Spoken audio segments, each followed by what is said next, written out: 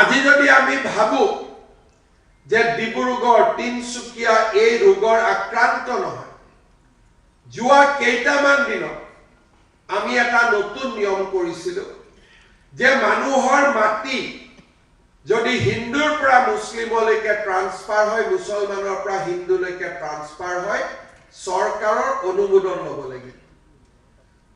মই পৰিসংখ্যা দেখি আচৰিত হৈছিলো যে তিনিচুকীয়া জিলা আটাইতকৈ বেছি মুছলিম মানুহে হিন্দু মানুহৰ পৰা মাটি কিনাৰ বাবে আবেদন কৰিছে।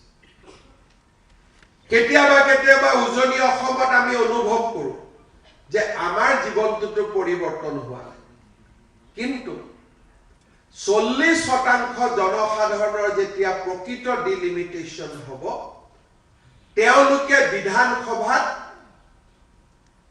আটাইতকৈ বেছি বিধায়ক তেওঁলোকৰ হ'ব আৰু দিছপুৰে লোৱা সিদ্ধান্ত ডিব্ৰুগড় তিনচুকীয়াটো প্ৰতিনিধিত্ব কৰিব।